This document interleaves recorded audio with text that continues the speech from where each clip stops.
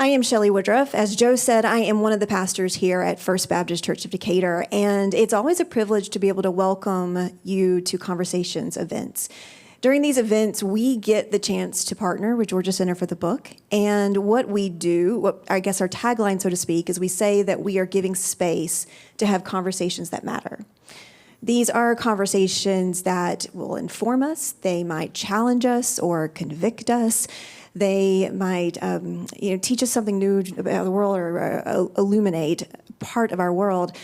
But no matter what it is, they allow us an opportunity to engage in community in a conversation that creates at least a slightly better version of ourselves, or at the very least, a more informed version of ourselves. And that is no small thing. And so I am grateful that you chose to spend your hour here this evening for that. I don't know, it might have been any number of reasons, varied reasons why you have chosen to be here for this tonight. You know, it could be that you trust anything that Joe Davich organizes for us, and anything that Georgia Center for the Book is something you want to check out. It could be because you admire the fabulously varied work of our author, Deb Landau, and you want to be a part of this new book. It could be because you're a true crime junkie like me. Or because you recognize that any narrative that deals all at once with the issues of racism and domestic violence and gender inequality and power differentials all at once has to be significant enough, and you want to be part of that conversation. So whatever your reason is for coming tonight, I'm grateful for it. And I think it's pretty lovely that you're part of a conversation that is highlighting a voice that almost wasn't.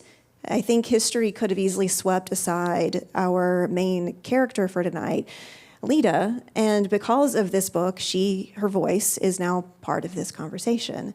So thank you. I do want to introduce to you our authors for this evening. Our guest of honor, of course, is Deb Miller Landau. She first began investigating Lita McClinton Sullivan's murder for Atlanta Magazine in the early 2000s and has since become an authority on the case.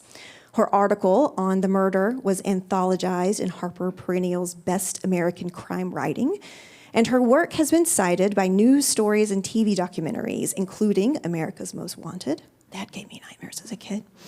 Dateline, Dominic Dunn's Power, Privilege, and Justice, FBI Criminal Pursuit, and most recently, Oxygen Network's 2022 Real Murders of Atlanta.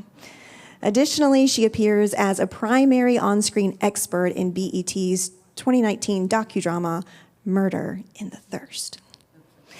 She will be joined by our moderator this evening, Jill Cox Cordova, who works as a nonfiction associate editor for the Library Journal. Jill holds an MFA from the Naslund Mann Graduate School of Writing and Spalding University in Louisville, Kentucky, and a master's degree in broadcast journalism from Northwestern University. She's worked in journalism for 21 years at such media outlets as CNN.com, The Weather Channel, MSNBC, and WSB-TV. She also freelanced for Essence magazine. She's also a member of the Atlanta Writers Club and co-host with her husband, I'm Right, a weekly live interactive video podcast in which they have comical conversations about relationships. So it is a delight and a privilege to welcome these amazing women to this stage for a conversation with us this evening.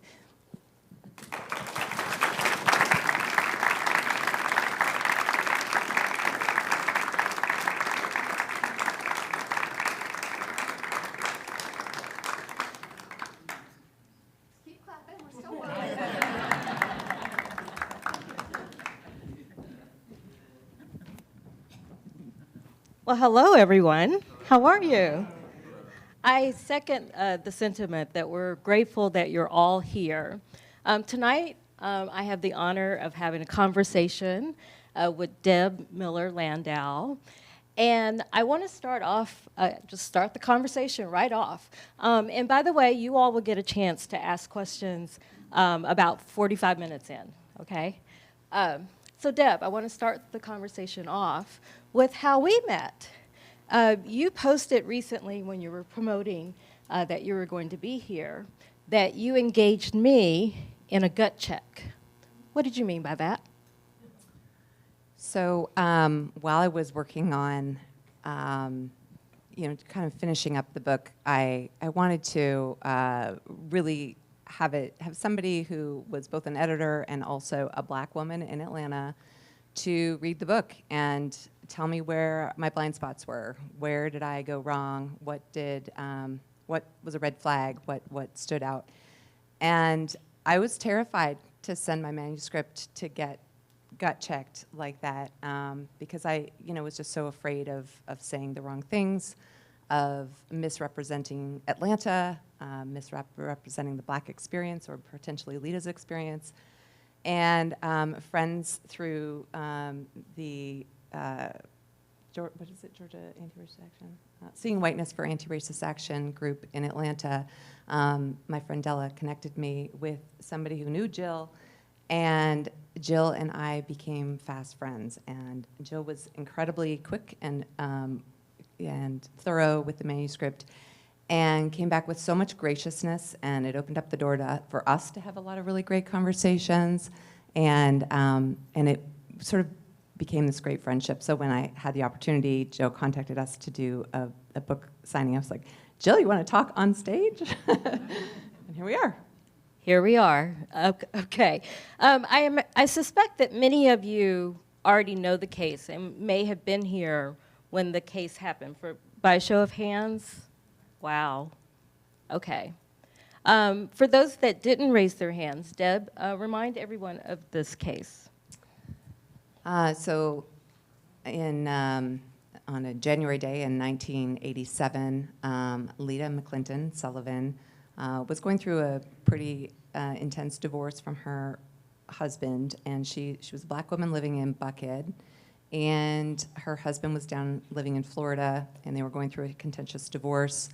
On the day that the judge was to decide on the validity of a much contested postnuptial agreement later that day in court, somebody rang Lita's doorbell and brought with them a dozen pink roses, handed her the box of roses, and pulled a gun and shot her. And the first bullet missed, and the second bullet hit her after she held up the box of roses to try to shield herself from the bullet.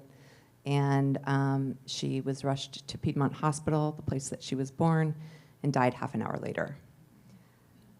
Horrific. Horrific.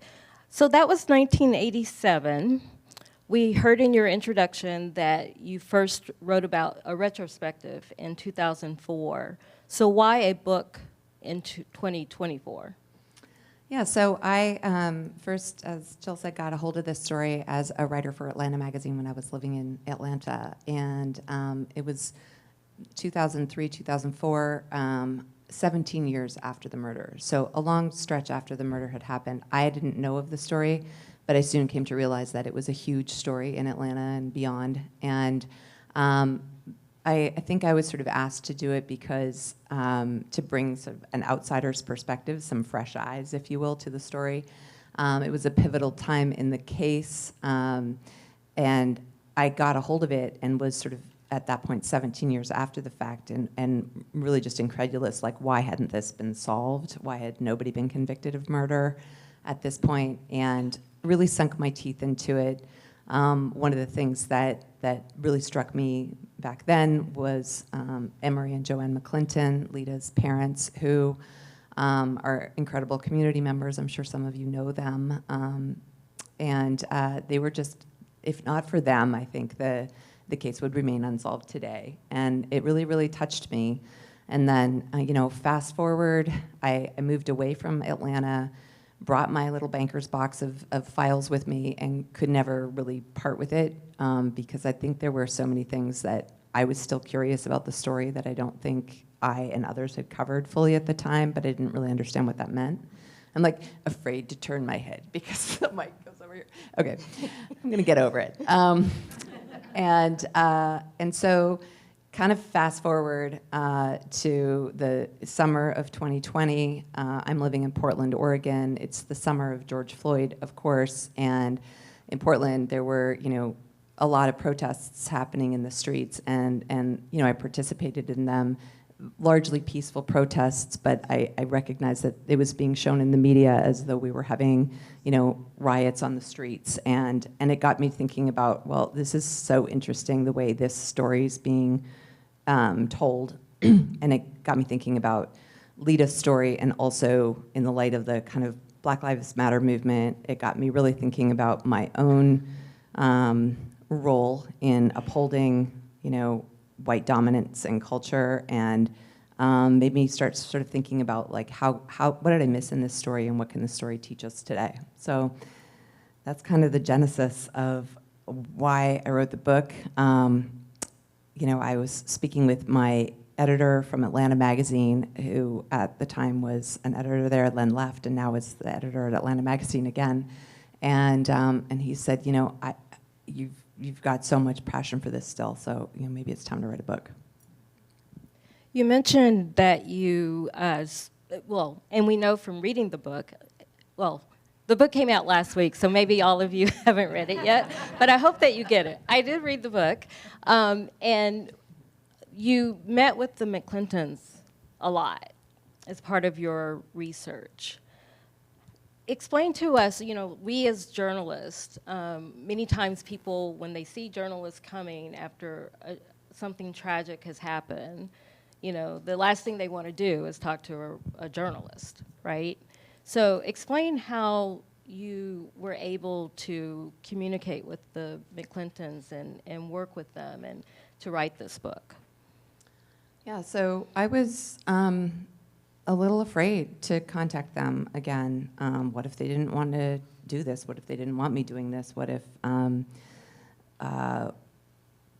just all sorts of what ifs. So it kind of took a while for they're also incredibly private people, and then also Joanne and Emery, when I first started on this book, were in their late 80s. So, not sort of active on social media, and not checking their Facebook account every day or anything. So it took a little while to get to them, and their family had worked with a private investigator in Florida named Patrick McKenna, and Pat McKenna and I had become friends. We'd kept in touch over the years, and it was sort of him kind of calling Joanne and saying, I really think that it would be great for you to talk to Deb. I talked to Joanne on the phone, and we had a really good conversation about Joanne's the mother. Joanne's Lita's mom, and just about how the story was covered in the past and what wasn't, and she agreed to sort of be a part of it and meet with me in person, and it was a huge honor, because we're talking about the biggest tragedy of their lives, and even though it was 37 years ago now, it's a wound always, and so I feel really honored that they were open to letting me tell the story of their daughter. You mentioned at the top of your answer that you were afraid. So I would like for you to read something that had me terrified, reading it for you.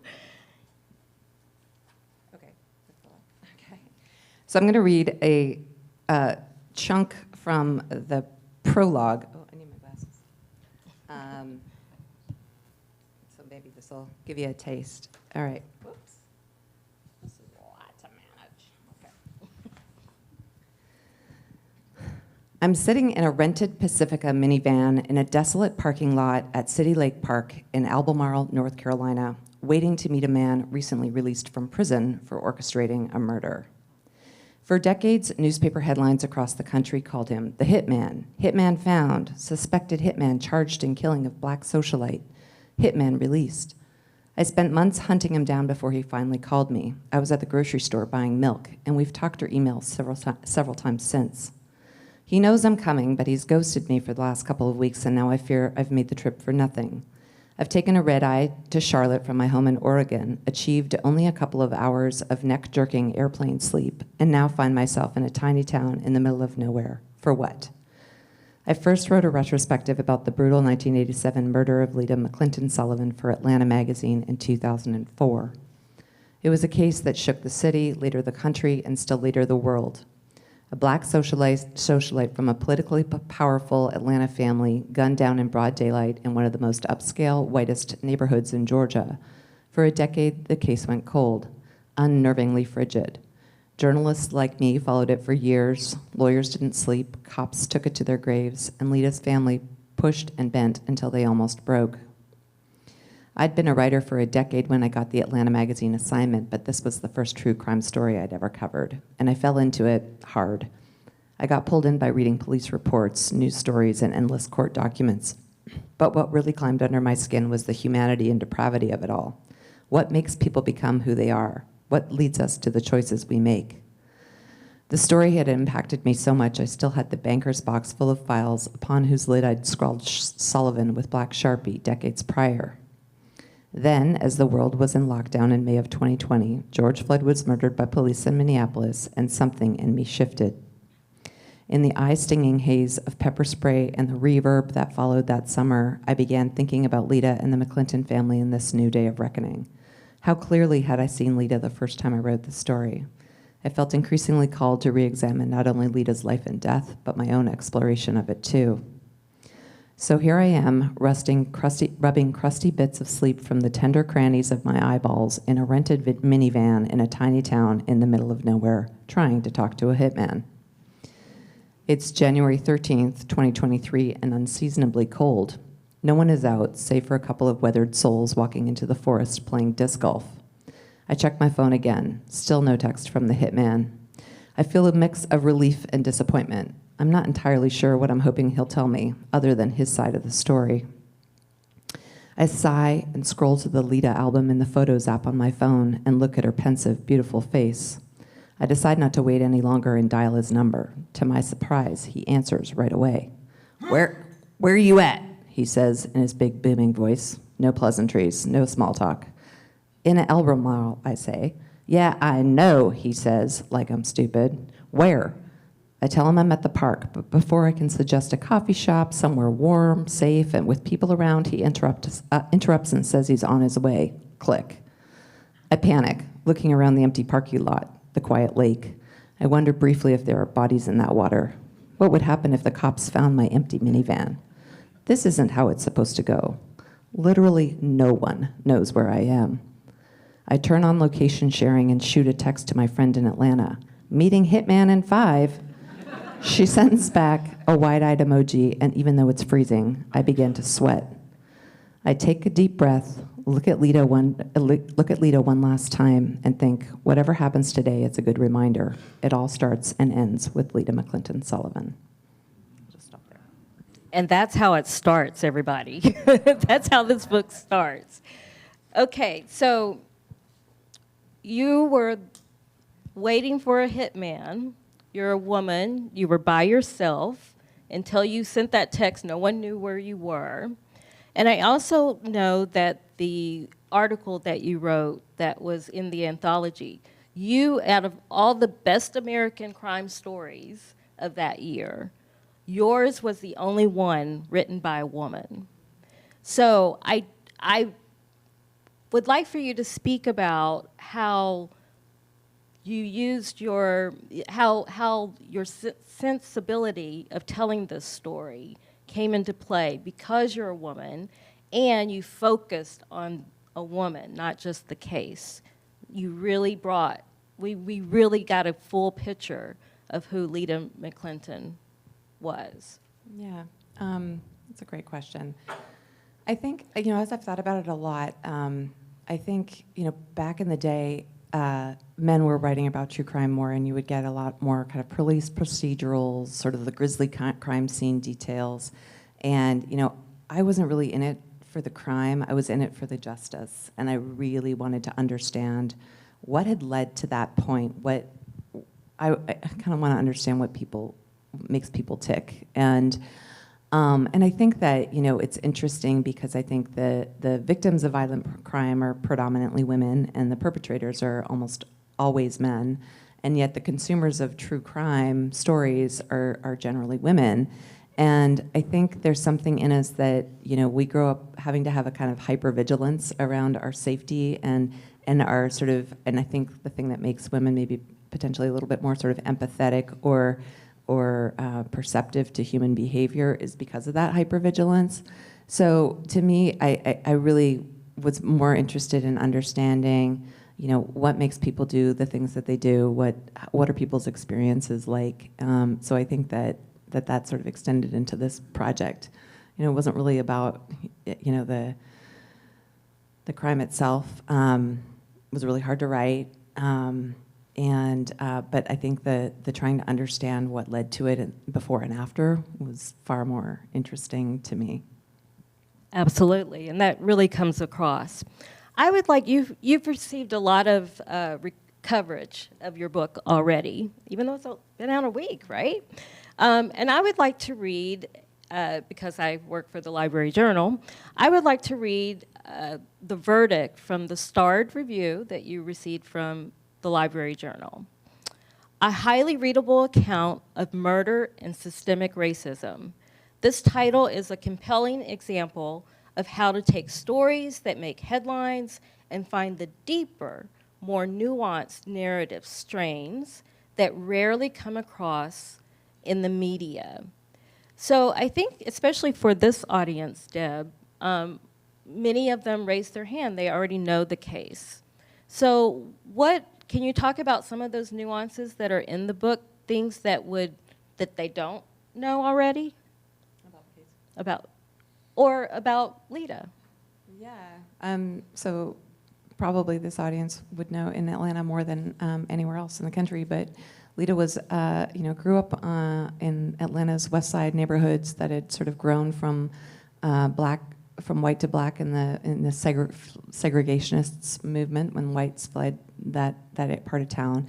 And it was one of the first parts of the country, really, where black folks were building their own homes, designing their own homes, financing their own homes, becoming doctors and lawyers, largely due to the incredible Atlanta University Center, and Spelman and Morehouse Medical and Clark, and so she grew up in a really sort of level of affluence and academia and sort of thinking among thinking people. So I think that her parents sat around with like-minded people who were asking questions about, what does it mean to have civil rights, and what does school desegregation mean, and what's that going to look like, and what kind of a world do we want to raise our kids in, and how do we hold them up? And so Lita grew up in a really sort of smart environment. She went to Spelman, learned how to have confidence and be a sort of thriving member of society and feel pride about her black heritage. And she was a fun person. It sounds like she was just sort of somebody who walked into a room and lit it up. She was really inclusive. People really liked her. I remember her mom told me a story about how one time she was riding her bike around with a friend in the neighborhood, and the friend fell and broke her arm, and Lita was far more upset and crying about the broken arm than the friend was. And I think she was just that kind of a friend. And she was an ambitious person too, wanted a big life, and she sounds like she'd be somebody really fun to hang out with. Yes, she does. Okay, so let's talk craft, the writing. I think the thing that might surprise readers the most is that it's written in present tense. Why? Okay. More? Okay. So I was about a third of the way through the writing of the book. It's like years of research, and then I was about a third of the way through writing the book, and I still felt kind of removed from the story because I was writing it in past tense, because of course it happened a really long time ago.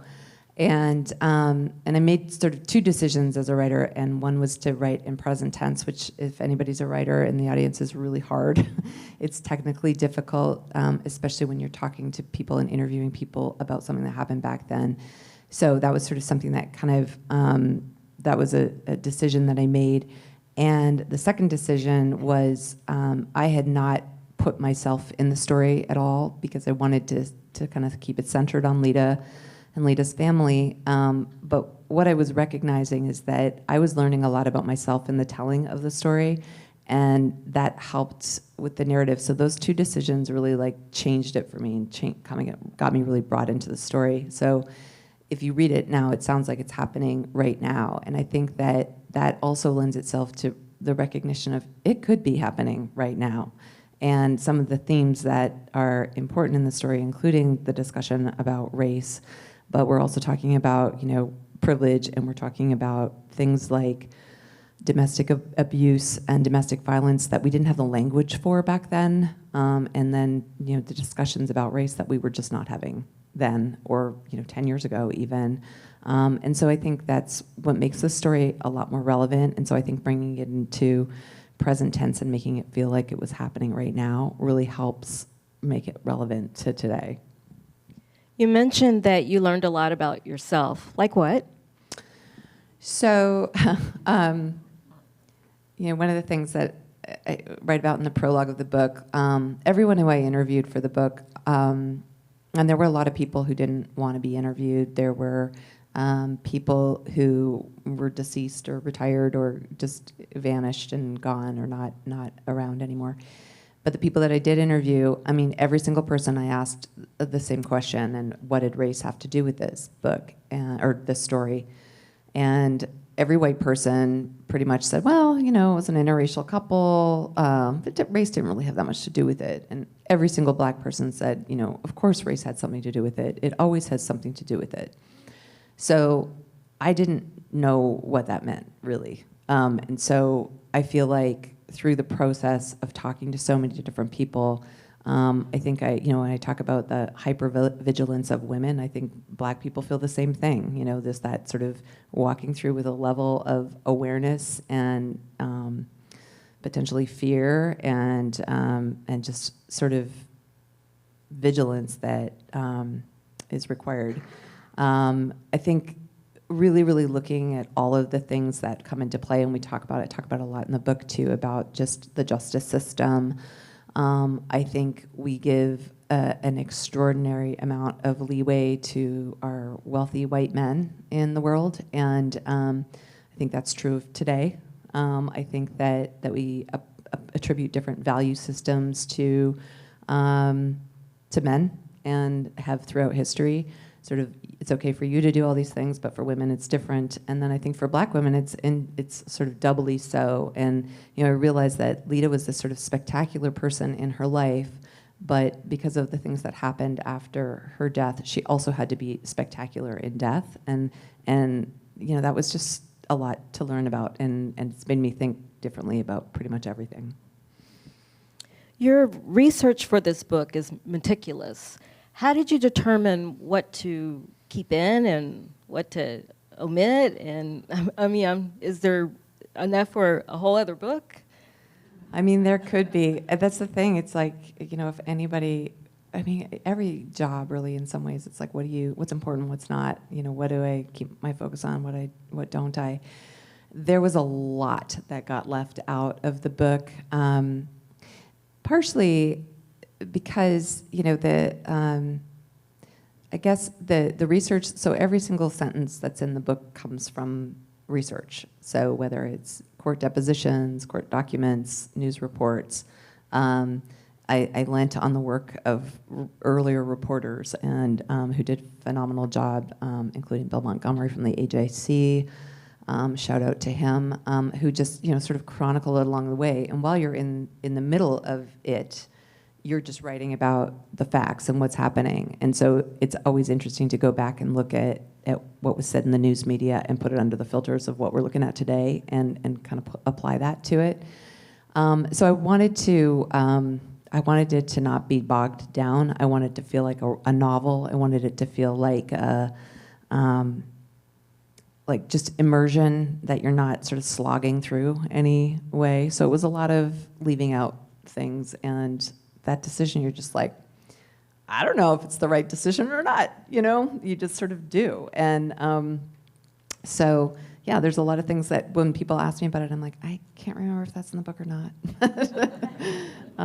Yeah, there's a lot of decision making happening all the time. And then also what you're, who you can talk to.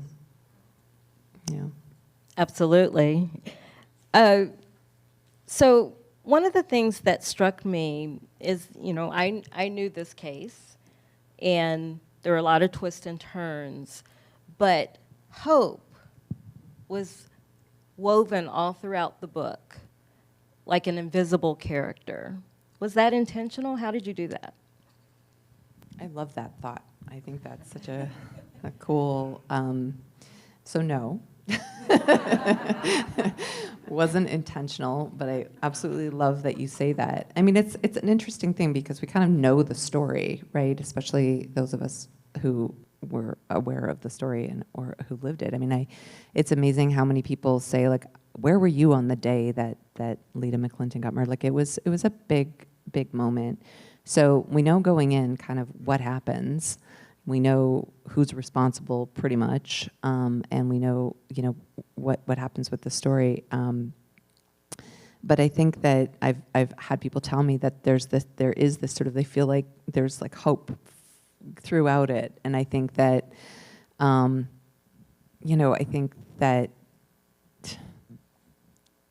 if not for the McClintons, like I said before, I think that they sort of kept this level of hope alive for justice, and by really pushing on the investigative teams, on really pushing on the media, and keeping it front and center, and making sure that people did not forget their daughter.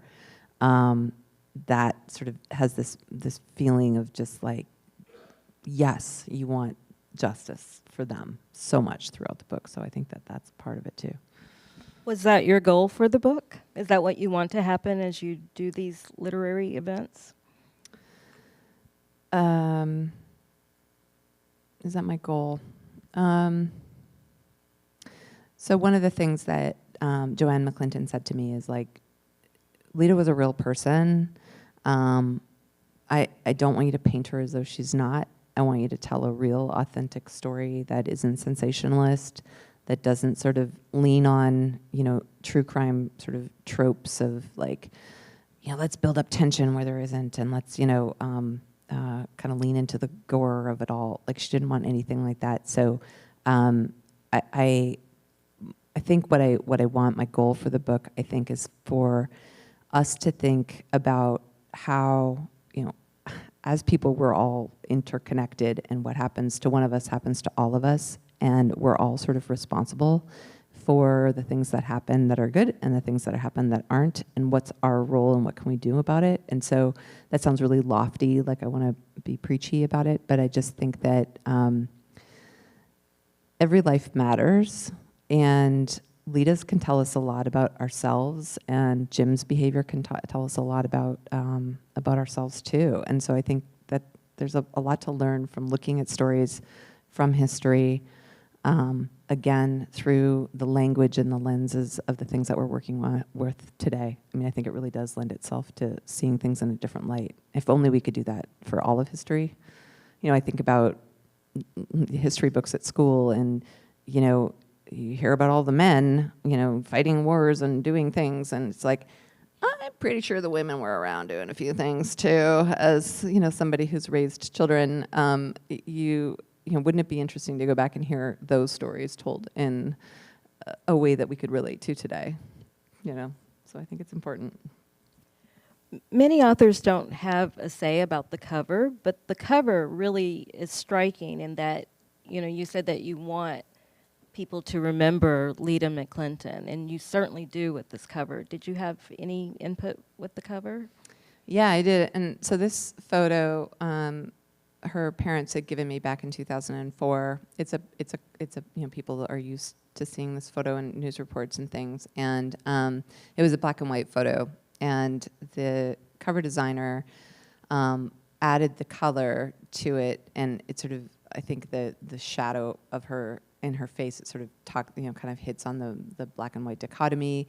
I think the color kind of softens it and brings it more to life. And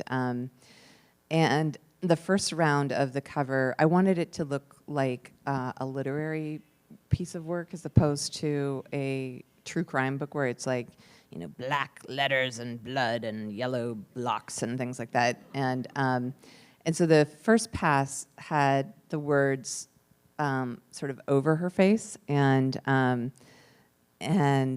couldn't figure out why I didn't like it. And then it was like, well, she's hiding behind these white words. Like, okay, let's move them down and rearrange the whole thing. And then I think it's beautiful. I think it really kind of has a literary feel, which is important to me. And yeah, I think it shows so much about her. And it's like, you can't help but wonder what she's thinking. You know? That's exactly what I was wondering. Like, I wonder what she was thinking. Yeah. That is a beautiful cover. A beautiful cover. And your book does read like a novel. Like every chapter, you all, is like it ends with a cliffhanger, if you can imagine that, even though you know the story. So any last words before we open it up to the audience for questions?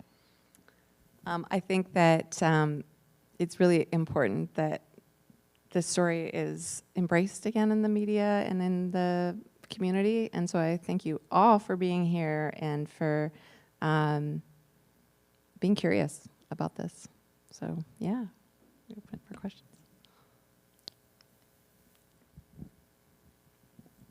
All right, if you have a question, you can go where the mic is in the center of the room. Any questions? Sure. I'm chomping at the bit to ask a couple. Okay. Come on up.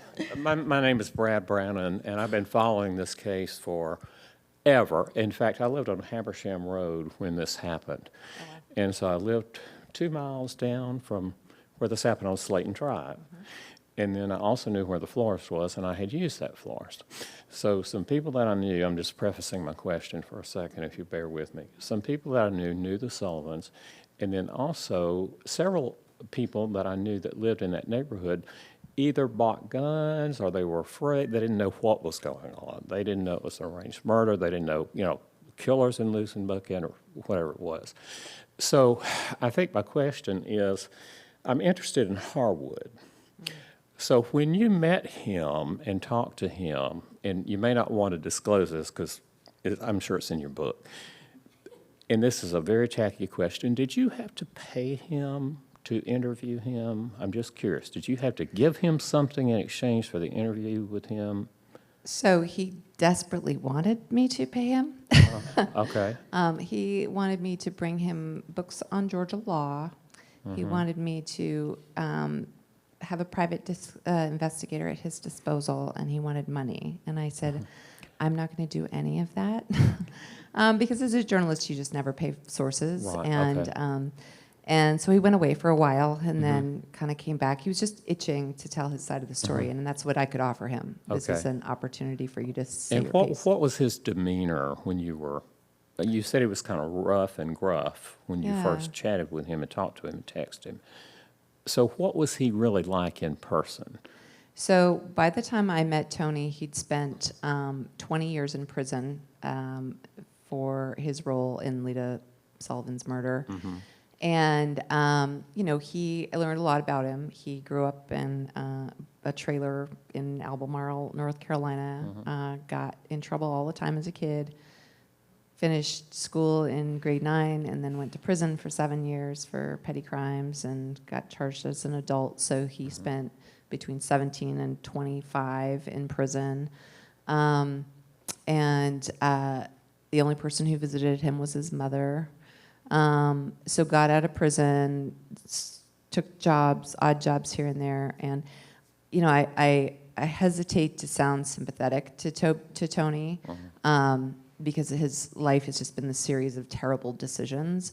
But at the same time, it's sort of, did he have a chance? I mean, certainly there are a lot of people who grew up in the way that he did, and they're not taking money to take a hit out on somebody, certainly. But there was something about him that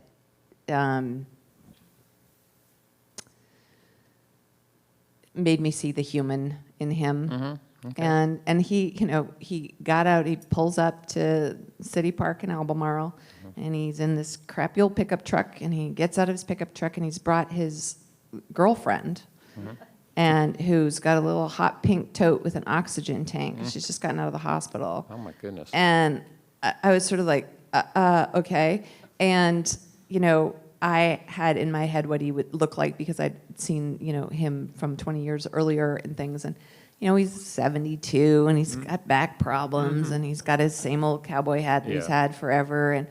And it was sort of like, I was certainly nervous. It wasn't my best decision to go alone, probably, but, and so I said, well, should we go to the coffee shop? And, I found this place in town. No, we'll just go in your van. So we sat in the minivan for 3 hours chatting. Goodness. Yeah, and a lot of it was about long-haul trucking and jail and prison and just things. And yeah, you can read about the rest of it in the book. But he's a human being. Yep. So interesting. Thank you so much. I love your pants. Thank you. Can't wait. Me I think too. everybody does. So I can't wait to read the book. Thank you. Thanks very much. Thanks for the question.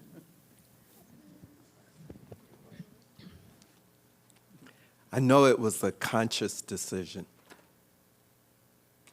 When we refer to her, often it is as Lita Sullivan or Lita McClinton Sullivan, but you have Lita McClinton.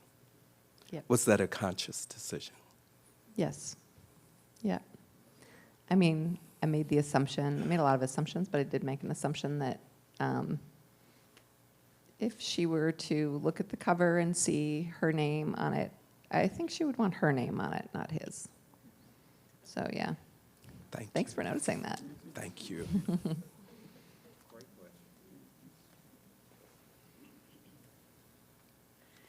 Since he said that, I do want to say that that was the family's decision at Oakland Cemetery. And also, I don't know if you noticed it or not, but Lita is very close to the Civil War governor at Oakland. So I think she's having some discussions right now and changing things over there. You're a docent, right, at Yes. the Oakland Cemetery?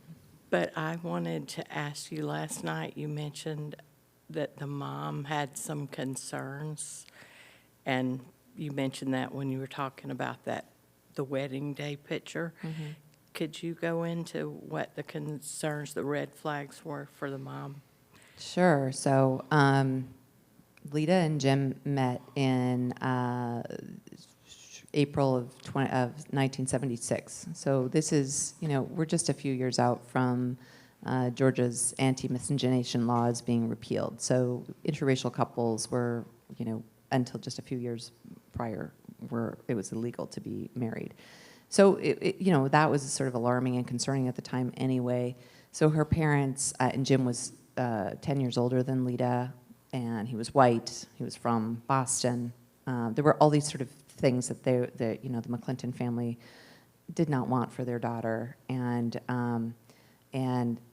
when he proposed without asking her family's permission for Lita's hand, they were shocked, and they wanted sort of desperately for it to burn out and fade away. They did not like him. They found him sort of brash and arrogant, and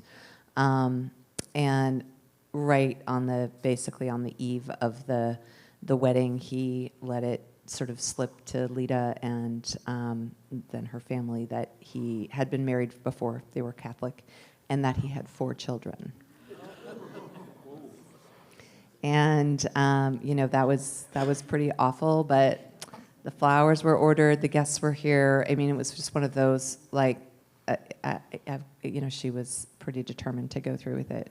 So that day, her mom later would say that was the worst day of her life. And there is a photo section in the book, and there's a picture of Lita and her mom and sister on that day, and it almost sort of looks like they're talk about hope. You feel that in the picture, but it's also interesting to look at that picture and know what's happening in the background, of their minds. Well, your statement last night about that is what made it hard to go to sleep last night. But thank you. Thanks for coming both nights.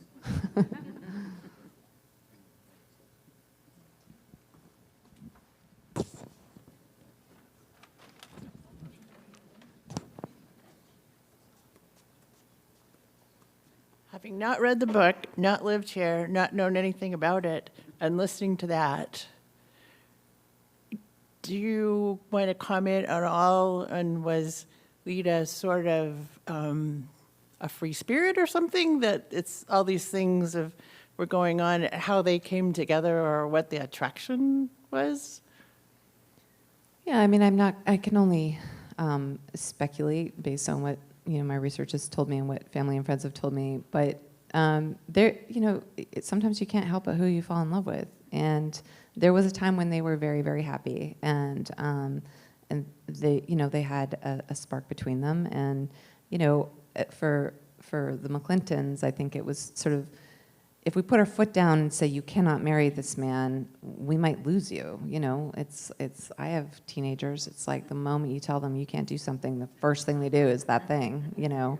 And so I think that there were good moments, and I think that, so there's a sort of interesting story about Jim, is that he, without giving the whole story away, but he inherited his uncle's business in Macon, Georgia, so he sort of became an overnight millionaire. And there's a interesting story about that because of the uncle's early demise that seemed a little suspicious. And so he, Jim came along and met Lita. She was working at a boutique at Lenox, and he came along and was shopping there and just fixed on her. She was beautiful. And, we would probably call what he did with her today love bombing. Like, we didn't have that language back then. But he showered her with attention and gifts and sort of promise of this, like, travel-filled life. And she had, she was more pedigreed than he was, for sure. But she had grown accustomed to having sort of nice things and living in a, relative affluence. And so there were things about them that sort of seems like it could work too. And so, things in the beginning were good, and they quickly were not. I think that's like time, Joe? Or two more people? Two more questions?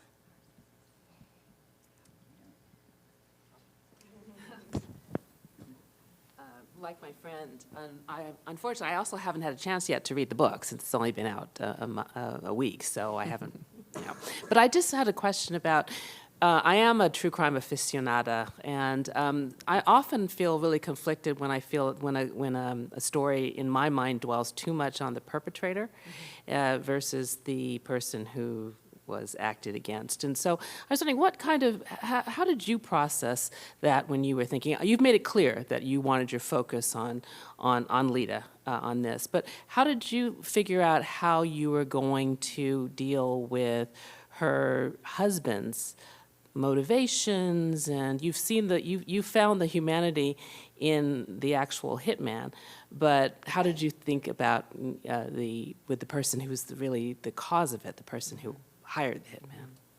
So one of the things about the story, and one of the most complicated pieces, is there was just a slew of court cases and litigations along the way.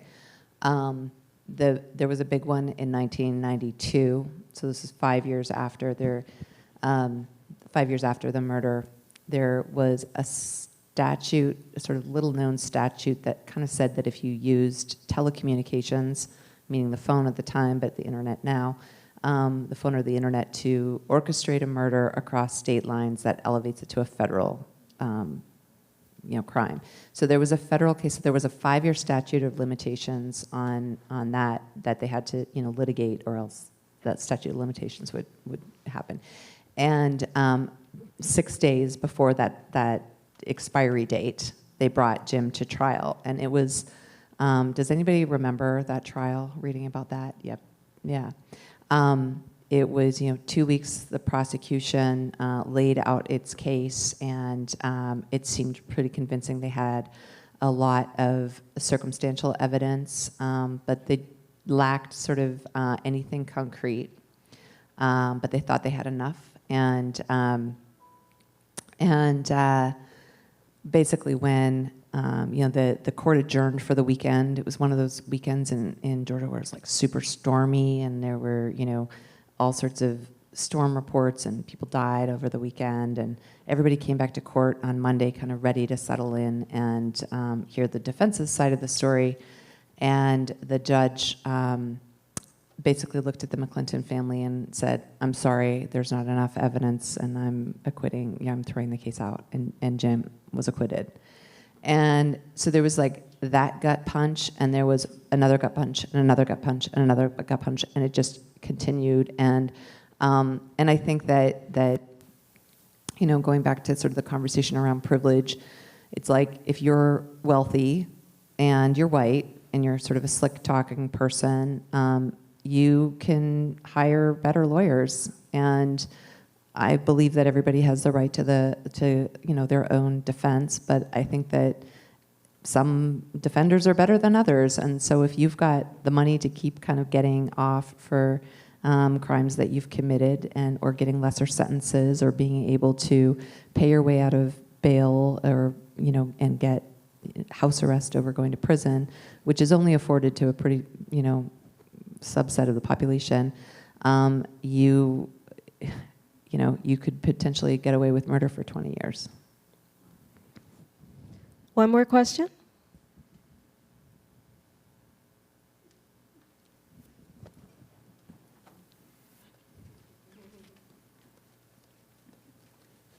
Apologies for coming late. No, You'll thanks for probably coming. answer this question. I remember this case. I think I was like 5 or 6. I think Monica Kaufman was actually presenting the case. Do you still keep in contact with the family? And how does the family feel about your writing, about her story this many years later? Yeah, You probably answered that earlier. I don't know. I apologize. Not really, so I'll answer it again. I don't think we did really. So Emery McClinton, Senior Lita's father, passed away in December of last year, which he and Joanne had been married for 72 years. And so I think she's trying to get used to, she's 90, she's trying to get used to living life without him. They're very, very private people. The person that I sort of speak with the most is, interestingly, Lita's nephew, who was in utero. So her sister was pregnant with this child when Lita was murdered. So he's exactly the age that it's been since her death. So it's been 37 years. So he's 37 years old and has a family of his own, and has sort of been just this really interesting ally in this project, because there was so much that he didn't know about his own family story, because of course you're not talking about the details of this to a kid. But he was 19 when James Sullivan was finally brought to justice and went to court every day. And just hearing him sort of talk about what it's like to have a family member be sort of removed from the family in this violent way, it's sort of like they're always still there. They're just kind of like there's a spot at the table for them that's missing. And so it was really touching to me to hear that how impacted he is and was. And they've been like, we don't talk all the time. We don't, I hope more than anything that they feel proud of the work that I did and the story that we told. And they're pretty, just humble, kind people, and have always been that way, and I think are just remaining that way now. So I think that they like it. They feel a sense of potential, like an extension of justice, because it's sort of the full story now. Well, thank you, Deb, for being in conversation with me, with us. Thank you all for coming. We really appreciate your being here. Thank you, everybody. Thank you.